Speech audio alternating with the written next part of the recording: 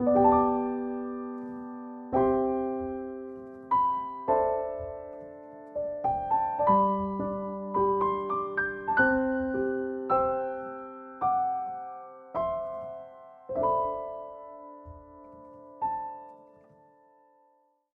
오늘은 말씀을 시작하면서 제가 한 가지 이야기를 나누려고 해요.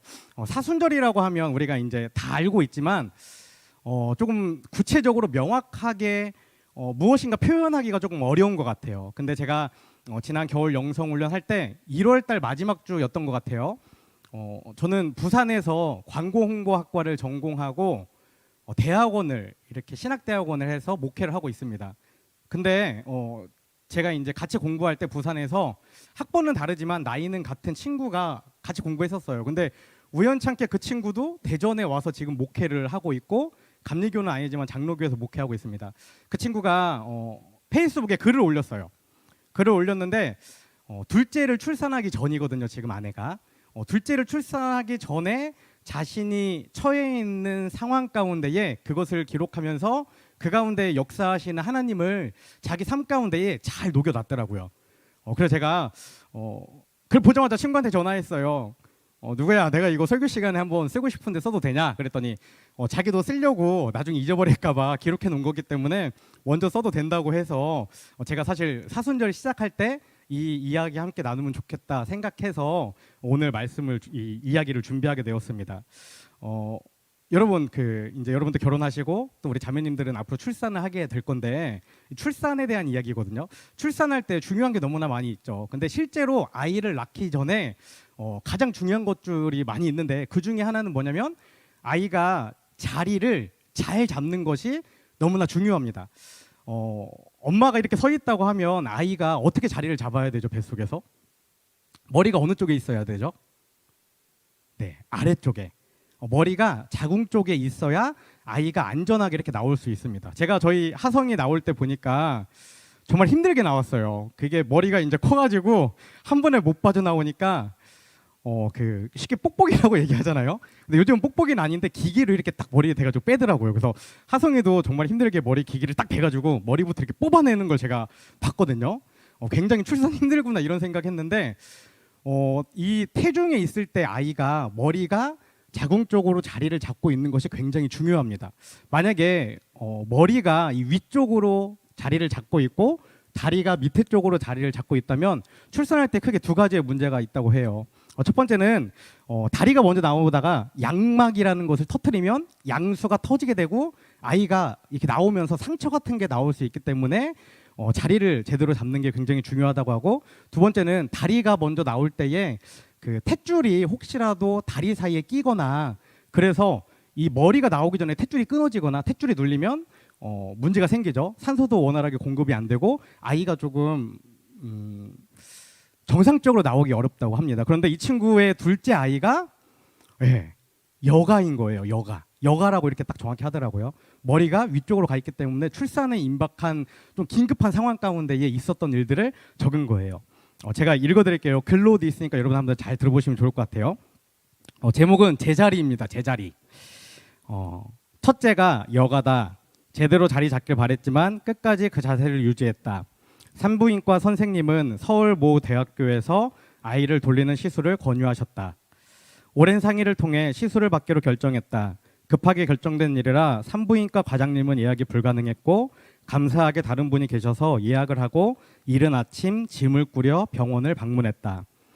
초음파를 보며 아이의 상태를 확인했고 그곳에서 바로 두어 번 아이를 돌리려고 시도했다. 선생님은 아이가 힘으로 같이 밀어서 지금 당장은 안 돌 것 같고 분만실로 이동하여 약을 쓰면서 다시 해보자고 하셨다. 피검사 결과가 나오기까지 2시간을 대기했다가 오후에 시술을 재개했다. 보호자는 들어가지 못해서 분만실 앞에서 기다리는데 여러 선생님들이 다녀가셨다. 1시간쯤 지났을까 산부인과 과장님이 오셨다. 30분쯤 지나 나오시더니 아이가 잘 돌았다고 말씀해 주셨다. 후에 들어보니 우리 담당 선생님 그리고 또 다른 선생님들께서 오셔서 해보셨지만 역부족이라 과장님께 도움을 요청하신 것이다. 대전에서 왔다고 오늘 꼭 돌리고 내려가야 한다며 말씀해 주신 담당 의사 선생님께 감사했다. 의사 선생님들이 나온 후 1시간 30분이 지나서야 아내가 나왔다. 가쁜 숨을 내쉬며 호흡을 가다듬는다. 안에서 얼마나 힘들었을지 보지 않아도 느껴졌다. 아니나 다를까 아내는 출산하는 듯한 고통을 느꼈으며 중간에 포기하고 싶다고 몇 번이나 이야기하려다 참았다고 한다. 여기서부터 중요합니다. 첫째는 여가가 아니었다. 그래서 아이가 제대로 자리 잡는 것도 당연한 일이라고 생각했다. 하지만 제 자리에 있는 것은 당연한 것이 아니었다. 비단 뱃속의 아이뿐만 아니라 세상 모든 것이 그러하리라. 한 번 돌아선 후 자신의 자리로 돌아오기까지는 엄청난 노력의 희생과 고통이 따른다. 자신의 자리가 아님에도 그 자리를 고수하고자 고집을 부리면 더 큰 수술이 우리를 맞이할 것이다. 그렇게 우리는 항상 자신의 자리를 점검해야 한다. 그리고 자신의 자리에 있지 않다면 돌아가기 위한 수고로움의 터널로 기꺼이 들어가야만 한다. 마지막입니다. 나의 자리는 어디일까? 나는 지금 제 자리에 있을까? 저는 이 글 가운데에 사순절 우리가 어떻게 살아가야 하는지, 어떤 것을 목적으로 해야 되는지가 잘 녹아 있는 것 같아요.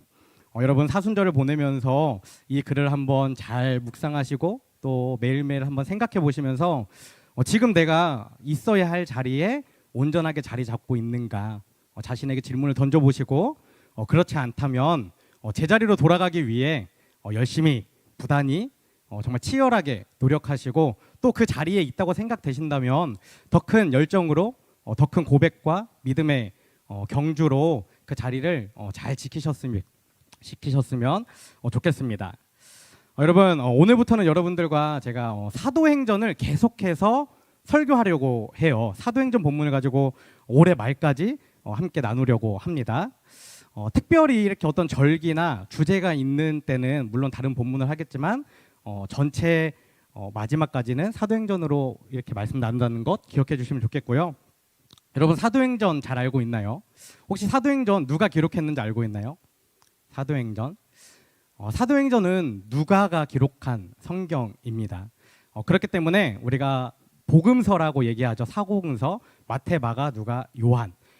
그렇기 때문에 누가복음과 사도행전은 사실 이어져 있는 한 권의 성경이라고 생각해도 결코 잘못된 것이 아니라고 생각해요. 실제로 이 누가는 누가복음 제일 마지막인 24장에서 예수님의 승천하심에 관한 사건을 좀 간략하게 기록하고 있습니다. 그런데 오늘부터 우리가 함께 나누는 이 사도행전 1장에서 역시 예수님의 승천과 관련된 사건들을 다루면서 성경이 시작되는 것을 볼 수 있어요. 또한 누가복음이 무엇일까요? 누가복음이 예수님이 누구이며 복음이 무엇인가에 대해 기록한 성경이라면 우리가 오늘부터 나누게 되는 이 사도행전은 신앙 공동체와 그리스도인들을 통해 복음이 어떻게 유대와 사마리아와 땅끝까지 흘러가게 됐는가를 이어서 이야기하고 있는 성경입니다. 앞으로 우리가 정말 사도행전의 말씀을 굉장히 짧은 말씀을 하나하나 이렇게 쪼개서 말씀을 나누게 될 건데 이 말씀을 통해 부활하신 예수님의 뜻이 무엇인지 우리가 발견하고 그 예수님의 뜻에 따라 살아가기를 결단하며 오늘 설교 제목처럼 새로운 시작 앞에 나아가는 저와 여러분이 되시기를 간절히 소망합니다. 앞에서 이야기했듯이 오늘 본문 사도행전 1절과 2절에서는 누가복음에 나타난 예수님의 행적에 대해 조금 압축적으로 기록하고 있습니다. 본문 1절 말씀을 제가 한번 읽어드릴게요. 데오빌로여 내가 먼저 쓴 글에는 무릇 예수께서 행하시며 가르치시기를 시작하심부터 아멘. 먼저 데오빌로라는 이름이 나옵니다. 여기서 데오빌로는 누가복음과 사도행전의 편지를 받는 수신자를 이야기해요. 그러니까 누가가 데오빌로에게 누가복음과 사도행전의 편지를 쓴 것이죠. 데오빌로라는 이름은 하나님을 사랑하는 자 또는 하나님의 사랑을 받는 자라는 의미를 가지고 있습니다. 그런데 누가복음과 사도행전에서 이야기하는 이 데오빌로라는 이름의 차이점이 하나 있어요. 누가복음에는 데오빌로라는 이름 뒤에 한 가지 단어가 붙습니다. 혹시 뭔지 알고 계시나요? 데오빌로 각하라는 말이 붙어요. 누가복음 1장 3절에 이렇게 기록되어 있습니다. 그 모든 일을 근원부터 자세히 미루어 살핀 나도 데오빌로 각하에게 차례대로 써보내는 것이 좋은 줄 알았노니. 아멘. 분명하게 데오빌로 각하라고 기록하고 있습니다. 당시 이 각하라는 말은 로마의 고위 관리들에게만 사용되어진 표현이었습니다. 이것으로 미루어 봤을 때 데오빌로라는 사람은 그 당시에 총독 이상의 굉장히 높은 지위를 가지고 있는 사람이었다라고 우리는 추측해 볼 수 있습니다. 그것뿐만 아니라 굉장히 높은 지위에 있었으면서 예수님을 믿고 거듭난 그리스도인이었다라는 것을 우리는 이어서 생각해 볼 수 있죠. 그런데 오늘 우리가 본문으로 삼고 있는 이 사도행전에서는 데오빌로여라고 각하라는 표현을 쓰지 않고 데오빌로라고 바로 이렇게 이야기하고 있습니다. 그렇다면 처음에 기록된 누가복음에는 데오빌로 각하라고 얘기했는데 후에 기록된 사도행전에서는 왜 각하라는 말을 빼고 그냥 데오빌로라고 이야기를 한 것입니까? 궁금하지 않나요, 여러분? 많은 학자들이 이것에 대해서 동일하게 이야기하는 것이 있는데 그것은 무엇이냐면 누가가 처음에 누가복음을 기록할 당시에는 이 데오빌로의 믿음이, 이 데오빌로의 신앙이 온전히 자라지 못한 상태에 있었다라는 것입니다. 그렇기 때문에 만약 그때에 데오빌로 각하여라는 그 각하라는 호칭을 붙여주지 않았다면 아마도 이 데오빌로라는 이 고위 관리는 기독교를 굉장히 무례하고 좀 버릇없는 집단으로 생각하면서 신앙을 받아들이지 않고 교회를 등졌을 거라는 추측을 가지고 있다라는 것이죠. 그러나 시간이 지나고 사도행전을 기록할 당시에는 어떻게 변했다는 것을 우리가 생각해 볼 수 있죠. 데오빌로의 믿음이 굉장히 성장하고 성숙해져서 이제는 교회 안에서 어떤 계급이나 자신의 위치를 가지고 이야기하는 것이 아니라 모두 다 동일하게 하나의 신앙 공동체를 섬기는 성도로 함께 교제하고 만나고 이야기할 수 있는 관계가 되었다라는 것을 우리에게 분명히 보여주고 있는 것입니다. 저는 이 사도행전 1장 2절 1절 그 첫 데오빌로여 한마디에도 사실은 하나님이 우리에게 주시고자 하는 메시지가 분명히 있는 것 같아요. 저는 누가가 굉장히 지혜로운 사람이었다라고 생각을 하게 되었습니다. 또 누가는 자신의 생각대로 자신이 가진 사랑대로 그냥 행한 것이 아니라 분명히 하나님과 함께하며 하나님이 주신 지혜로 복음을 전하고 공동체를 이루었다라는 생각이 들었어요. 간절히 소망하기는 함께 예배하는 저와 여러분도 이 누가와 같이 내 뜻대로 내 마음대로 내 생각대로 복음을 전하기 위해 살아가는 것이 아니라 정말 하나님이 주시는 지혜로 하나님이 주시는 그 여유로움으로 복음을 전하며 살아가면 좋겠다라는 생각을 하게 되었습니다. 본문은 계속해서 데오빌로를 부른 다음에 내가 먼저 쓴 글에는 이라고 기록하고 있습니다. 여기서 먼저 쓴 글은 무엇을 의미하죠? 누가복음을 의미하고 누가복음은 예수님이 누구신지 그리고 복음이 무엇인지에 기록한 책이라고 제가 말씀을 드렸습니다. 그렇다면 누가는 이 누가복음에 무엇을 기록하고 있습니까? 계속해서 무릇 예수께서 행하시며 가르치시기를 시작하신부터라고 분명하게 기록하고 있습니다. 여러분 이 1절에 누구의 이름이 등장하고 있나요? 누구의 이야기가 나오고 있습니까?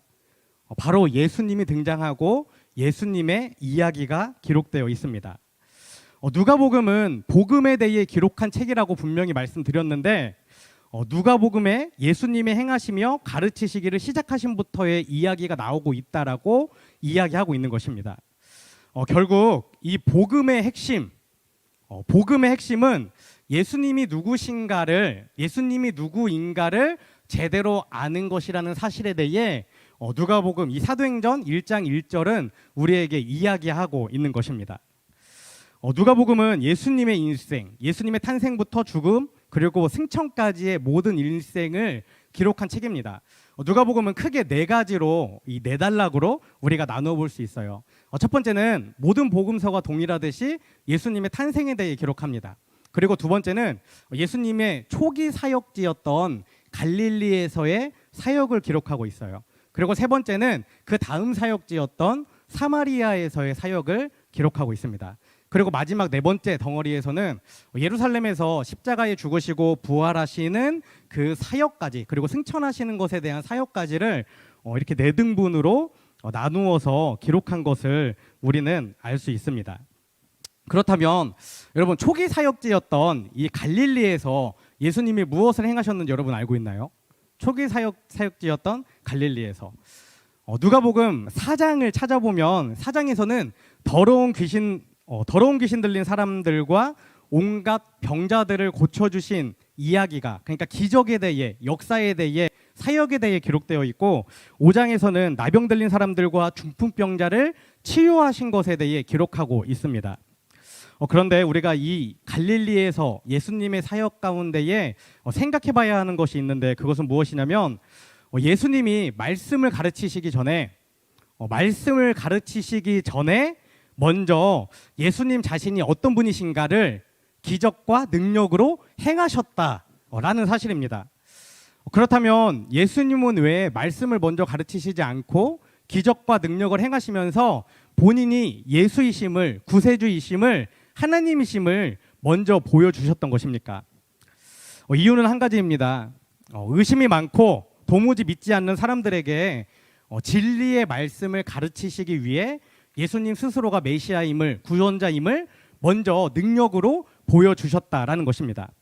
그렇다면 이렇게 기적과 능력으로 자신이 메시아이심을 분명히 보여주신 후에 예수님은 무엇을 하셨습니까?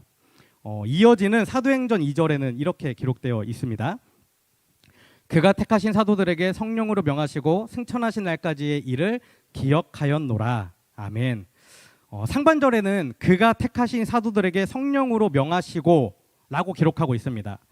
누가복음 9장 51절부터 19장 27절까지는 예수님의 두 번째 사역지인 사마리아 지역에서의 제자들을 가르치시고 제자들에게 말씀하시는 내용이 기록되어 있는데, 그것에 대해 상반절에서 이야기하는 것이고, 그 다음에 계속해서 이어지는 하반절에 승천하신 날까지의 일을 기억하였노라라고 기록하고 있는데, 이것은 누가복음 19장 28절 이후에 기록된, 그러니까 예수님이 구속사역을 이루시기 위해 십자가에 죽으시고 부활하시고 다시 승천하신 날까지의 사역들을 이 가운데에 기록했다라고 의미하고 있는 것입니다.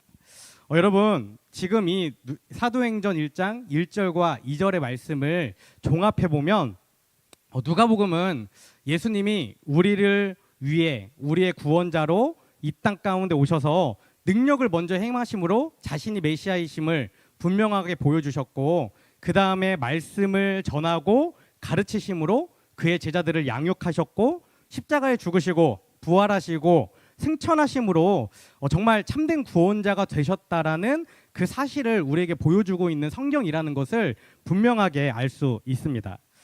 그런데 사도행전을 시작하면서 이 누가가 데오빌로에게 이 누가복음의 이야기를 다시 한번 되짚어서 정리하면서 이야기하고 있는 이유는 무엇일까요?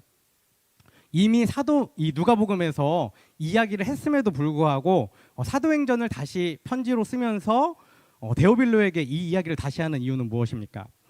그것은 이제부터 시작되는 이 사도행전에서 말하고자 하는 성령의 역사는 반드시 예수님이 누구인가를 정확히 아는 사람, 예수님이 어떤 분이신지를 정확히 아는 사람을 통해서만 일어나기 때문에 성령의 역사를 온전히 감당하는 사람이 되기 위해서는 예수님에 대해 분명히 알아야 한다라고 언급하고 있는 것입니다.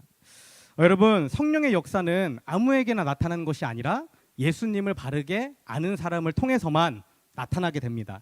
지난달 우리가 복음의 사람이라는 주제로 성령의 9가지 열매에 대해서 이야기했는데, 그것과 이것과 마찬가지예요. 우리가 예수님 안에 거할 때 성령의 9가지 열매를 맺을 수 있듯이 성령의 역사는 그냥 나타나는 것이 아니라 예수님이 누구인가를 분명히 알고 그 예수님을 믿고 예수님의 뜻을 따라가는 사람에게 나타난다라고 이 사도행전을 시작하면서 다시 한번 분명하게 언급하고 있는 것입니다.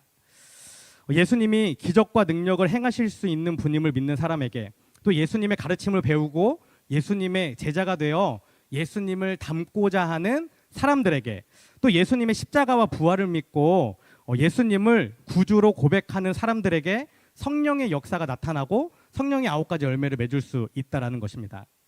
그렇다면 이제 함께 예배하는 저와 여러분도 성령의 능력과 역사를 함께 경험하기 위해서는 어떻게 해야 합니까? 예수님을 만나고 예수님이 어떤 분이신가를 분명히 아는 사람이 되어야 합니다. 성경을 보면 성령의 능력으로 살아간 사람들이 굉장히 많이 기록되어 있습니다. 그런데 그들의 한결같은 특징은 무엇이죠? 예수님을 분명히 만났고 믿었던 사람들이었다라는 것입니다. 예수님을 만난 후부터 그들의 인생은 완전히 새롭게 변화되었습니다. 그들에게는 새로운 목표가 생겼고 새로운 목표를 위해 옛삶을 버리고 새로운 삶을 향해 나아가는 새 삶을, 새로운 시작을 하게 되었다라는 것이죠. 이렇게 새로운 목표를 따라 새로운 시작의 길을 걷는 사람만이 부활의 주님을 만난 진정한 주님의 제자이며, 이런 제자들을 통해 하나님의 은사와 능력들이 부어진다는 사실을 우리는 반드시 기억하면 좋겠습니다. 이 시간 함께 예배하는 저와 여러분, 우리 여디대학 신앙 공동체가 이처럼 부활의 주님을 분명히 만나고 뜨겁게 경험하며 회복의 역사가 일어나기를 간절히 소망합니다. 계속해서 3절은 부활 후부터 승천까지 예수님의 행적에 대해 요약하고 있습니다. 본문 3절 말씀입니다. 그가 고난받으신 후에 또한 그들에게 확실한 많은 증거로 친히 살아계심을 나타내사 40일 동안 그들에게 보이시며 하나님 나라의 일을 말씀하시니라. 아멘. 지금 우리가 보고 있는 이 개역개정 성경에는 뭐부터 시작하고 있죠? 그가 고난 받으신 후에로 시작하고 있습니다. 그런데 헬라어 원문을 찾아보면 그들에게 친히 살아계심을 나타내시고가 먼저 시작되는 것을 볼 수 있어요. 원문에서는 무엇이 강조되고 있는 것입니까? 예수님의 고난보다는 예수님이 다시 살아나셨다는 사실을 분명하게 강조하고 있는 것입니다. 여기서 고난이라는 단어는 헬라어로 파스코라고 이야기하는데, 이 파스코라는 헬라어에서 순환이라는, 패션이라는 우리가 잘 알고 있는 영어 단어가 나오게 되었습니다. 우리가 잘 알고 있는 패션 오브 크라이스트라는 영화의 제목도 바로 여기에서 시작된 것이죠. 그 영화를 보면 어떻죠? 굉장히 잔인하고 굉장히 고통스럽게 예수님이 죽어가셨다는 사실을 우리는 생생하게 볼 수 있습니다. 하지만 우리가 기억해야 하는 것이 한 가지 있습니다. 그것은 무엇이냐면 예수님이 당하신 그 고난이 아무리 잔인하고 고통스러운 고난이었다 해도 예수님은 절대로 그 고난이 고난으로 끝나게 하지 않으셨다는 것이죠. 예수님은 고난받으신 후에 분명하게 부활하셨습니다. 다시 살아나셨습니다. 또한 본문은 예수님이 확실한 많은 증거로 친히 살아계심을 40일 동안 제자들에게 보이셨다라고 분명하게 기록하고 있습니다. 여기서 확실한 많은 증거라는 말은 의심할 수 없도록 명쾌하고 확실하게 보여주는 증거를 의미합니다. 실제로 여러분 복음서를 읽어보면, 특별히 누가복음을 읽어보면 부활하신 예수님이 부활한 자신을 믿지 못하는 제자들에게 어떻게 하시죠? 손과 발이 있음을 보여주시면서 부활했다라고, 내가 예수님 맞다라고 이야기하는 장면을 우리는 볼 수 있습니다. 누가복음 24장 39절에 이렇게 기록되어 있습니다. 내 손과 발을 보고 나인 줄 알라. 또 나를 만져보라. 영은 살과 뼈가 없으되 너희 보는 바와 같이 나는 있느니라. 제자들이 믿지 못하니까 예수님이 자신의 모습을, 손과 발을 보여주시면서 살아있음을 이야기하는 것이죠. 그런데 그렇게 했음에도 불구하고 못 믿는 제자들과 사람들이 있기 때문에 이번에는 예수님이 어떻게 하셨죠? 생선 한 토막을 드시면서 내가 정말 가짜가 아니라, 영혼이 아니라, 유령이 아니라 정말 육신이 살아있는 예수님이라는 사실을 다시 한번 증명하셨습니다. 누가복음 24장 42절 43절에 이렇게 기록되어 있습니다. 이에 구운 생선 한 토막을 드리니 받으사 그 앞에서 잡수시더라. 아멘. 그렇다면 예수님이 다시 살아나셔서 40일 동안 제자들과 함께 하시며 확실한 많은 증거로 제자들에게 내가 살아났음을 이야기하는 그 이유는 무엇입니까? 왜 예수님이 살아나셨음을 제자들에게 그렇게 분명하게, 확실하게 계속해서 보여주셨던 것입니까? 그 분명한 한 가지 이유가 본문 3절 제일 마지막 절에 이렇게 기록되어 있습니다. 제가 다시 한번 읽어드리겠습니다. 그가 고난받으신 후에 또한 그들에게 확실한 많은 증거로 칠이 살아계심을 나타내사 40일 동안 그들에게 보이시며, 뭐라고 기록되어 있죠? 하나님 나라의 일을 말씀하시니라. 아멘. 예수님이 제자들에게 자신을 보여주신 것, 자신을 증명하신 것, 또 예수님의 부활을 믿지 못하는 사람들에게 예수님이 부활하셨다는 사실을 역사와 기적을 먼저 보이시면서 나타내신 그 이유가 뭐라고 기록하고 있습니까? 하나님 나라의 일을 말씀하시기 위해 그 일들을 선행했다라는 것입니다. 여기서 하나님 나라의 일이라는 것을 우리가 헬라어 원문으로 직역해 보면 하나님 나라에 관한 것들로 볼 수 있습니다. 그러니까 부활하신 예수님은 세상 것들에 대해 이야기하지 않으시고 세상 것들에 대해, 세상 지혜에 대해, 어떻게 세상을 살아가야 되는지에 대해 말씀하지 않으셨다는 거예요. 부활하신 예수님이 전심을 다해 가르치신 것, 부활하신 예수님이 전심을 다해 말씀하신 것, 그것은 오직 하나 하나님 나라의 일, 하나님 나라에 관한 것들 뿐이었다라고 이 성경이 우리에게 분명히 이야기하고 있는 것입니다. 여러분, 예수님은 많은 것들을 알고 계셨기 때문에, 또 많은 지혜가 있으셨기 때문에 하나님 나라의 일이 아니어도 다양하고 많은 것들을 이야기하실 수 있었을 거예요.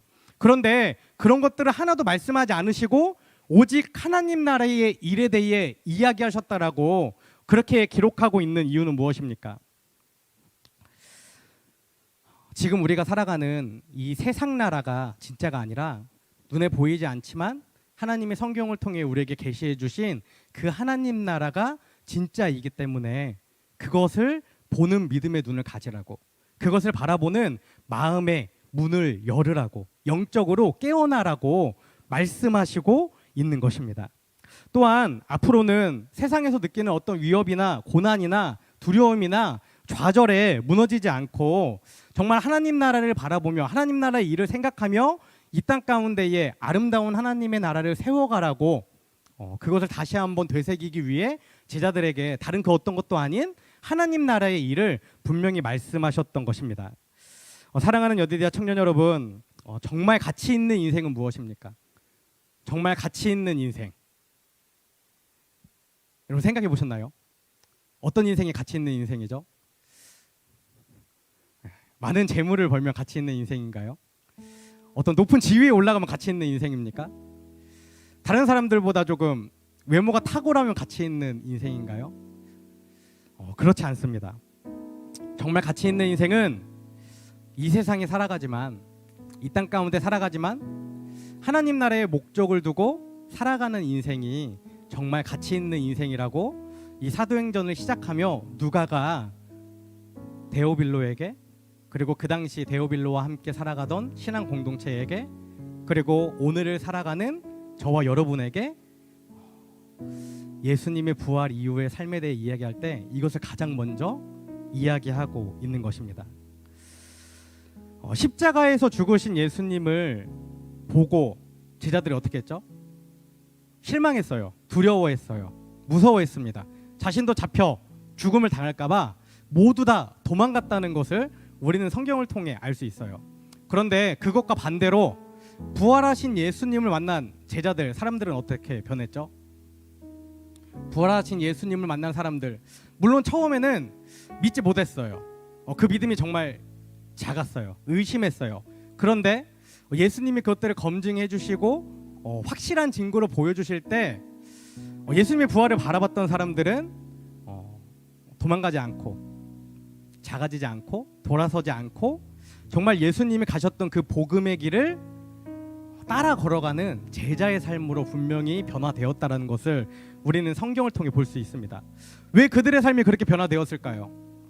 예수님을 만난 순간, 예수님을 믿은 순간 그들의 목적과 그들의 눈과 그들의 영적인 시각이 무엇을 봤기 때문이죠?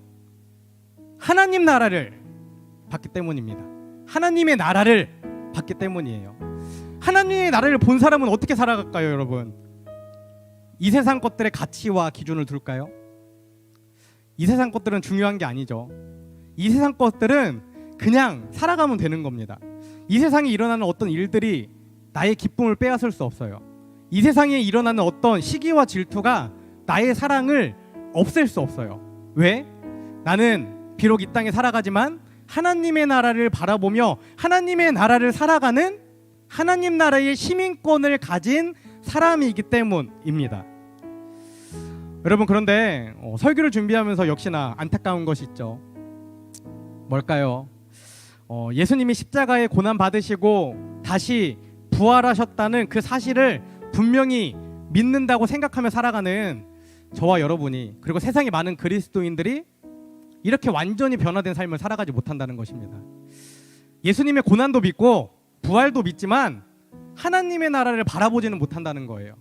하나님 나라에 대한 기대나 소망이 없다라는 것입니다.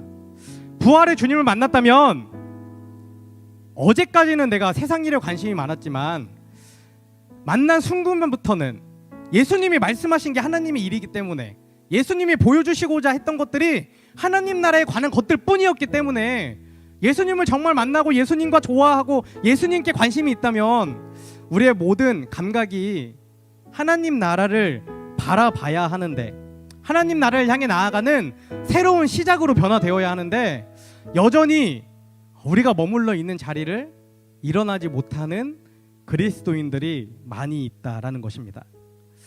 여러분, 부활하신 우리 주님의 관심, 부활하신 우리 예수님의 관심은 다른 그 어떤 것도 아닌 오직 하나님 나라의 일, 오직 하나님 나라에 관한 것들 뿐이었습니다. 우리가 정말 그 부활의 주님을 믿는다면, 그 부활의 주님과 함께한다면 이제부터, 오늘 이 순간부터 저와 여러분의 관심 또한 무엇이어야 하죠? 오직 하나님 나라의 일이어야 합니다. 제가 지난주 설교 마치고 그런 생각했어요. 오늘도 똑같이 적용되는 내용입니다. 뭐냐면, 이렇게 설교하고 나면 사실 설교 듣는 분들 중에 또 저도 스스로가 속을 때가 있어요. 뭐냐면, 믿음은 자라나는 게 아니라고 느껴질 때가 있어요. 믿음은 한순간에 딱 변해서 어느 정도 위치에 있어야 그것이 믿음이라고 생각하는 경향이 우리 가운데 많이 있습니다. 그런데 성령의 9가지 열매를 얘기하면서 제가 강조한 게 있죠. 뭐냐면, 아주 작은 열매가 맺히면 그게 뭐라고 그랬죠? 이미 열매가 맺어진 거예요. 작든 크든 내 안에 하나님 나라를 향해 새로운 시작이 되었다라는 결단이 있으면 뭐라고요?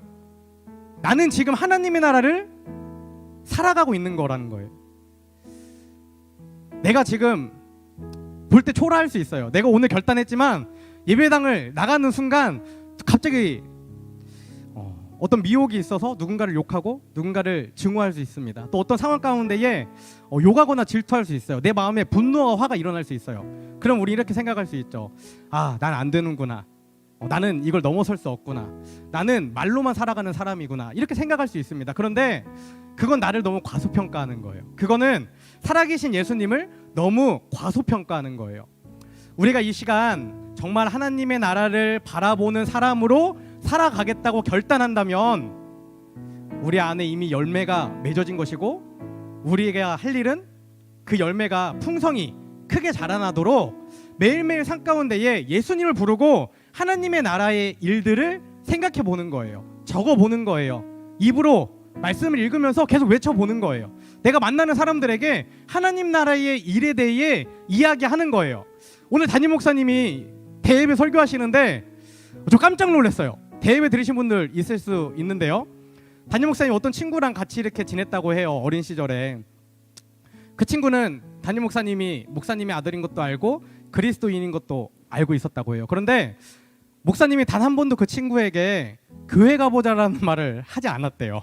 어렸을 때 왜 그랬는지 모르지만 아마 목사님 안에도 믿음이 작았기 때문이었겠죠. 근데 그 친구가 물어봤다는 거예요, 목사님한테.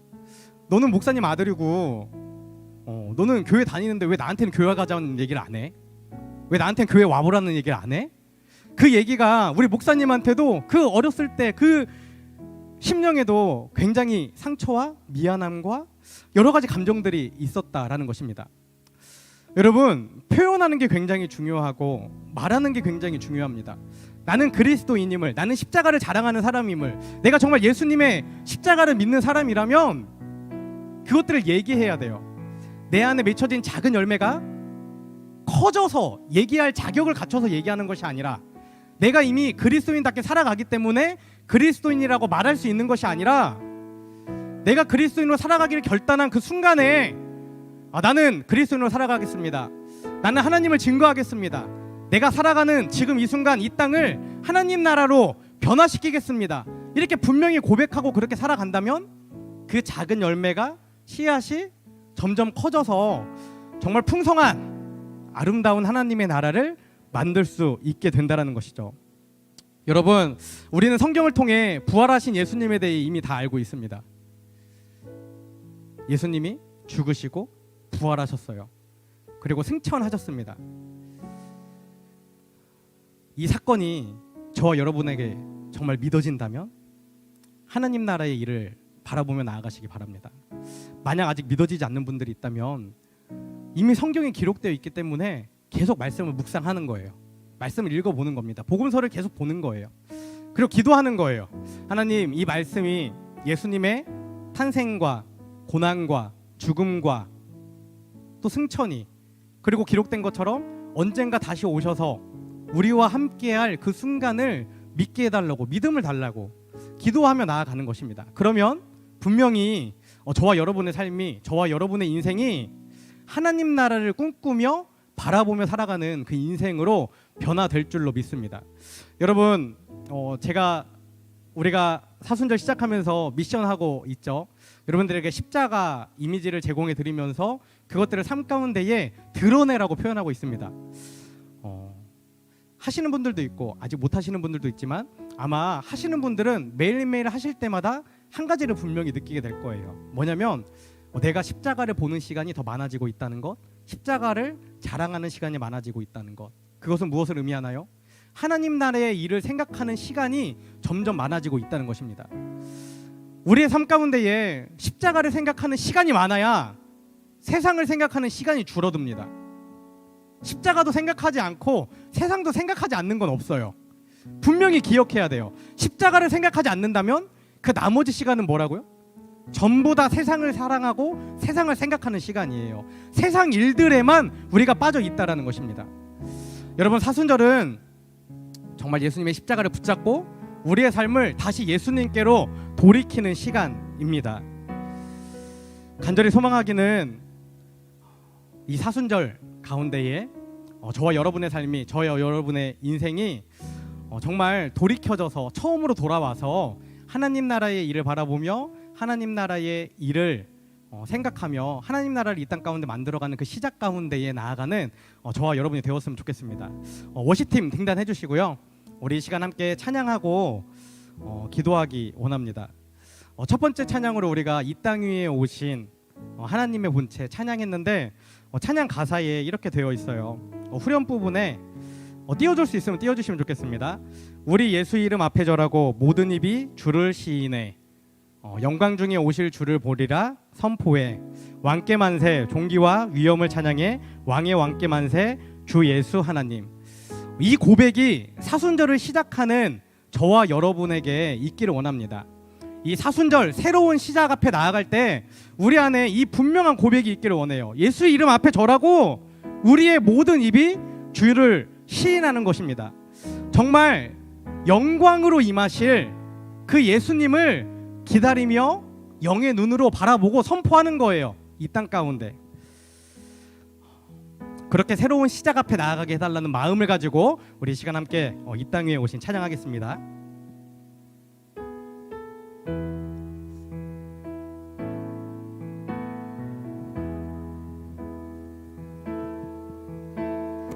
땅 위에 오신 하나님의 본체 십자가에 달리사 우리 죄 사셨네. 하나님이 그를 지극히 높여 모든 이름 위에 뛰어난 이름을 주사 우리 예수 이름 앞에 절하고 모든 입이 주를 시인해 영광 중에 오실 주를 보리라 선포해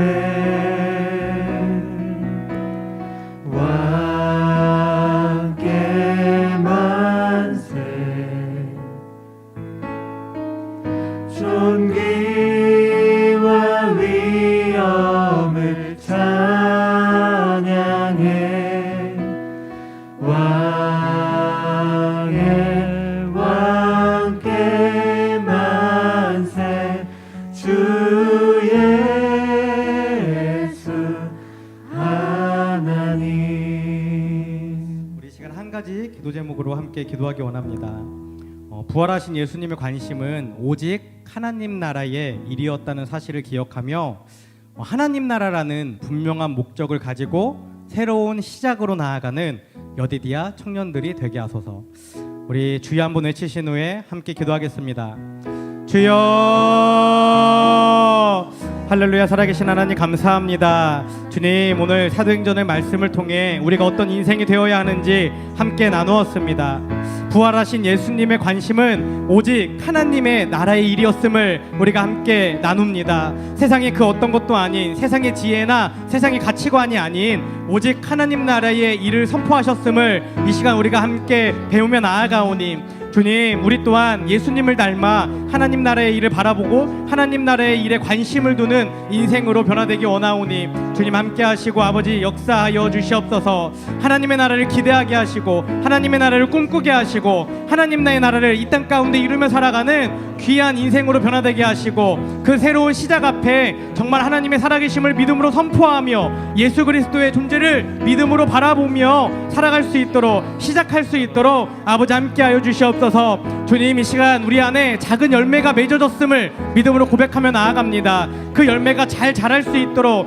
매일매일 물을 주고 애씀으로 그 열매를 키워가게 하시고 정말 하나님 보시기에 사랑스러운 열매로 자라날 수 있도록 아버지 함께하여 주시옵소서. 주님, 우리가 새로운 시작으로 이 사순절을 시작하며 나아갑니다. 매일매일 삶 가운데에 하나님을 자랑하기 원합니다. 하나님 나라의 일들을 이야기하기 원합니다. 세상의 기준과 가치관과 세상에 대한 일들로 모든 것들을 채우는 것이 아니라 정말 하나님에 대한 이야기들도, 하나님의 나라에 대한 일들로, 성경에 대한 이야기들로 우리의 삶이 채워지기 원하오니, 하나님 우리 입술을 주장하시고 우리의 생각을 주장하셔서 정말 이 땅 가운데에 하나님을 드러내는 전시품으로 살아가는 우리 여디디아 청년들이 될 수 있도록 아버지 함께하여 주시옵소서. 새로운 시작 앞에 나아갈 때에 두렵지 않게 하시고 좌절하지 않게 하시고 정말 작은 열매를 가지고 나아가는, 그 열매를 키우며 나아가는 귀한 인생으로 쓰임받을 수 있도록 아버지 함께하여 주시옵소서. 언제나 우리와 함께 하시며 우리의 삶을 주관하시는 하나님, 하나님께서 너무나 사랑하시는 우리 여디디아 청년들, 이 시간 함께 모여 하나님을 찬양하며 예배하며 또 말씀 가운데 나아갑니다.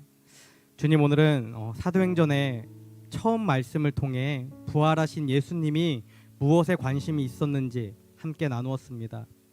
부활하신 예수님의 관심은 오직 하나님의 나라였음을, 하나님 나라의 일이며 하나님 나라에 관한 것들만을 말씀하셨음을 우리가 기억하기 원합니다.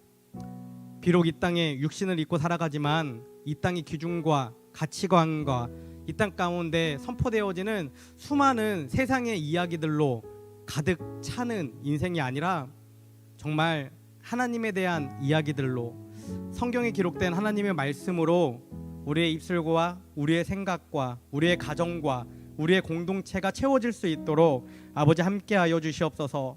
또한 누구보다 예수님이 누구신지, 복음이 무엇인지 분명히 아는 우리 여디디아 청년들 되기 원합니다. 성령의 역사는 예수님이 누구신지 분명히 아는 사람들을 통해 일어난다는 그 사실을 기억하며 내가 믿고 싶은 예수님, 내가 생각하는 예수님을 예수님으로 규정해서 믿는 것이 아니라 정말 성경에 기록된 예수님을 만나고 그 예수님과 동행하며 그 예수님을 전하는 제자의 삶을 살아가는 우리 여디디아 청년들이 될 수 있도록 아버지 함께하여 주시옵소서. 주님, 이 시간 저희들 새로운 인생을 살아가겠노라 결단했습니다. 새로운 시작으로 살아가기를 결단했습니다. 그 결단이 이미 작은 열매임을 우리가 확신하며 붙잡기 원합니다. 비록 아직 우리가 볼 때에는, 또 다른 사람들이 볼 때에는 너무나 초라하고 너무나 값어치 없고 또 너무나 보잘것없는 것일지 모르지만 이것 또한 분명한 열매라는 사실을 기억하며 이 열매를 더욱 아름답게, 더욱 탐스럽게, 더욱 사람스럽게 키워가며 가꾸며 정말 예수님의 사람으로, 복음의 사람으로 매일매일 조금씩 자라나는 우리 귀한 여디디아 청년들이 될 수 있도록 아버지 함께하여 주시옵소서. 주님, 이 시간 하나님의 살아계심을 믿음으로 고백하며 자신의 물질을 정성껏 나누어 드린 손길들이 있습니다. 그 손길 가운데에 하나님의 은혜를 더해 주시고 하나님에 대한 믿음을 더하여 주시옵소서. 또한 이 예물이 사용되어지는 곳에 하나님의 아름다운 나라가 선포되게 하시고 날마다 구원받는 사람들이 더해지는 역사가 나타날 수 있도록 아버지 함께하여 주시옵소서. 이제는 우리를 위해 이 땅에 오신 예수 그리스도의 은혜와 독생자를 보내주신 하나님 아버지의 크신 사랑과 날마다 우리를 보호 인도 승리케 하시는 성령님의 내주 교통하심이 이 시간 부활하신 예수님의 관심은 오직 하나님 나라의 일이었다는 사실을 기억하며 하나님 나라라는 분명한 목적을 가지고 새로운 시작으로 나아가기를 결단하는 하나님의 사랑을 입은 자 여디디아 청년들 위해 지금부터 영원까지 함께하옵시기를 간절히 축원하옵나이다. 아멘.